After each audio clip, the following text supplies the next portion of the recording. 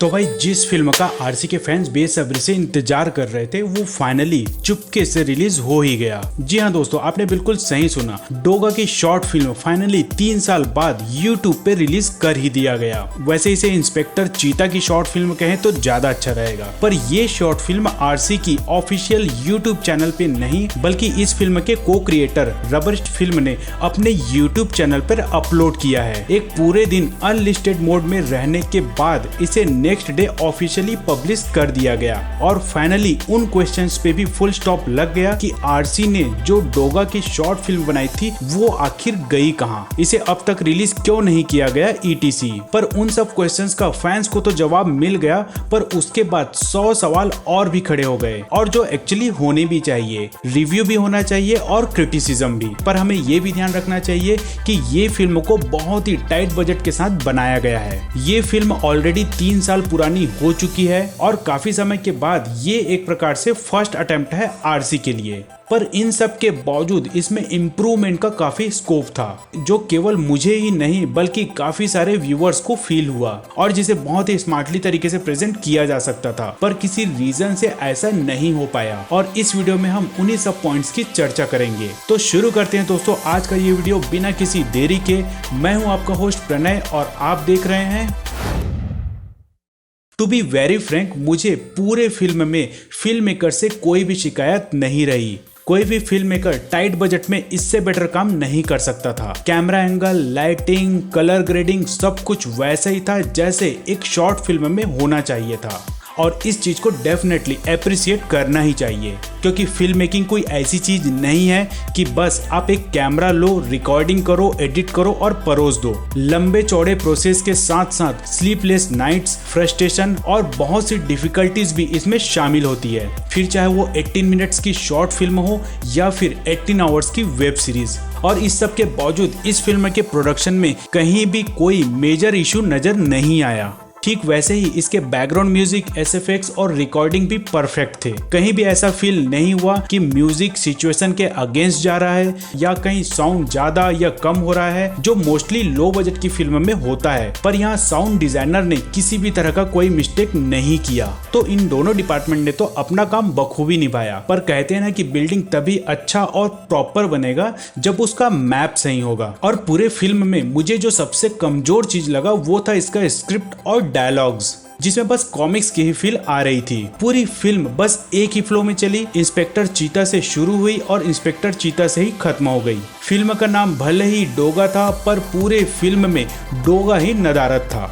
18 minutes की इस film में डोगा की थोड़ी झलक देखने मिलती है 6.25 मिनट्स में। पूरा डोगा तो वैसे भी हमें कहीं नहीं दिखा, पर उसकी थोड़ी ज्यादा झलक हमें मूवी के लास्ट मिनट में ही देखने मिलता है। पूरी मूवी में बस यही फील हो रहा था कि ये बस किसी एक फिल्म का हिस्सा है, और ये सब इसलिए हुआ कि इसमें कोई फिल्म का स्क्रिप्ट राइटर नहीं बल्कि कॉमिक्स के स्क्रिप्ट राइटर शामिल थे। और यही चीज मैं हमेशा से ही बोलते आया हूँ कि जिस चीज में जो एक्सपर्ट होता है उसे ही वो चीज करनी चाहिए। क्रिस्टियानो रोनाल्डो वर्ल्ड का बेस्ट फुटबॉलर है, वो फुटबॉल खेलने में एक्सपर्ट है, पर अगर उसे बास्केटबॉल खिला दिया जाए तो ऐसा नहीं है कि वो बिल्कुल भी नहीं खेल पाएगा, पर वो वैसा परफॉर्म नहीं कर पाएगा जैसा वो फुटबॉल के मैदान में करता है। आप एक डॉक्टर से बिल्डिंग बनाने और सिविल इंजीनियर से सर्जरी करना एक्सपेक्ट नहीं कर सकते। ठीक वैसे ही मुझसे आप डांस एक्सपेक्ट नहीं कर सकते, क्योंकि वो एक कोरियोग्राफर का काम होता है। तो कहने का मतलब है कि you guys are legends in comics making, but film making हर मामले में अलग होता है।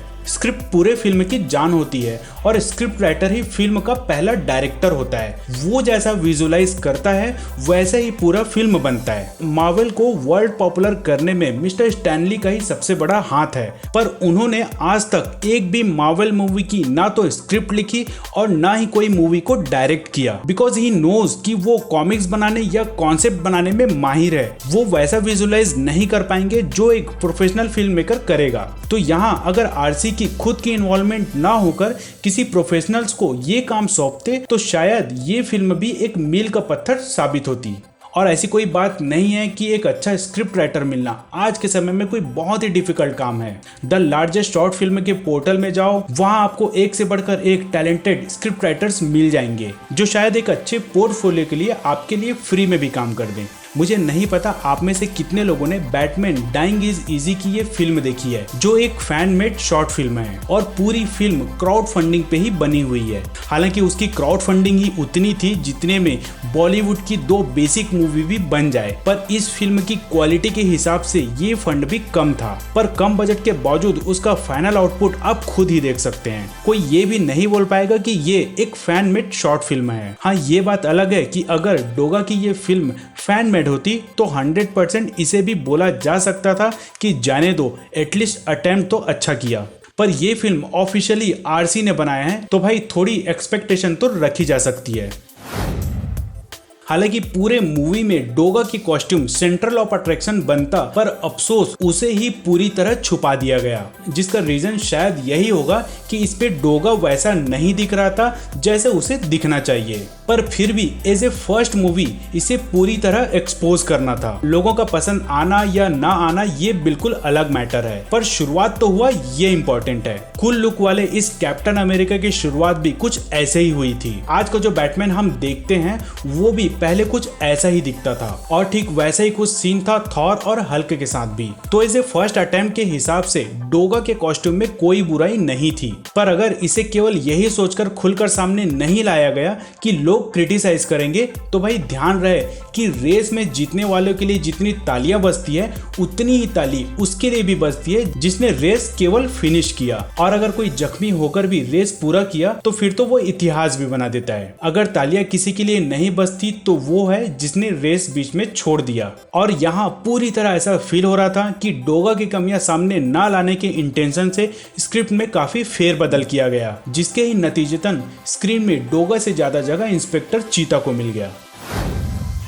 वैसे इसमें जो डोगा का रोल प्ले किया है वो खुलकर बोल ही नहीं सकता कि उसने ही डोगा का रोल प्ले किया है, क्योंकि इसमें सूरज का तो कहीं रोल ही नहीं था। पर अगर इसमें दूसरे एक्टर्स की बात करें तो पूरे मूवी में 2 ही एक्टर्स थे, जिसमें से एक इंस्पेक्टर चीता का रोल प्ले किया और दूसरा विलेन का। पर शायद फिल्म को बनाने से पहले ऑडिशन लिया ही नहीं गया। इंस्पेक्टर चीता के रोल में जहां सुधांशु पांडे जैसे रौफदार फेस के एक्टर को लेना था, वहां एक चॉकलेटी बॉय को कास्ट कर दिया गया। यार ठीक है, समझ में आता है कि बजट टाइट था, पर इतना टाइट कि 18 मिनट की फिल्म के लिए कोई परफेक्ट एक्टर भी हायर नहीं किया गया। अगर यहाँ अपने तो अपने होते हैं बोलकर केवल अपनों को ही मौका दिया गया होगा तो भाई माफ करें, इस फिल्म को शॉर्ट फिल्म नहीं बल्कि एक फैमिली वीडियो ही बोले तो ज्यादा अच्छा रहेगा। बैटमैन बिगिंस में मार्था वैन के एक छोटे से रोल के लिए एमा थॉमस का भी ऑडिशन लिया गया था, पर वो किसी रीजन से नहीं जमी और उसे रिप्लेस कर दिया गया सारा स्टुअर्ट से। अब यहाँ खास बात यह है कि एमा थॉमस क्रिस्टोफर नोलान की वाइफ है और एक फिल्म के डायरेक्टर की वाइफ होने के बावजूद उसे इतना भी प्रिविलेज नहीं मिला कि वो 5 मिनट का रोल प्ले करे।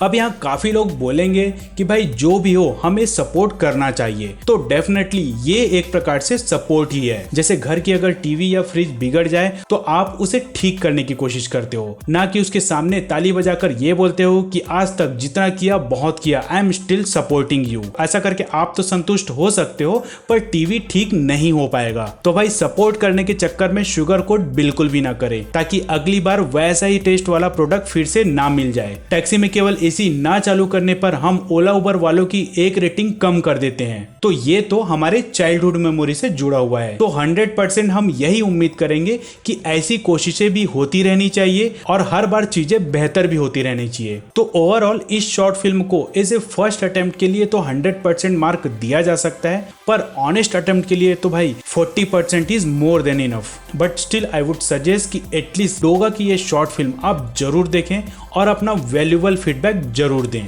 चैनल और वीडियो का लिंक आपको डिस्क्रिप्शन में मिल जाएगा। तो आज के लिए बस इतना ही दोस्तों, हम जल्द ही मिलेंगे अगली वीडियो में। तब तक के लिए tata bye bye, take care.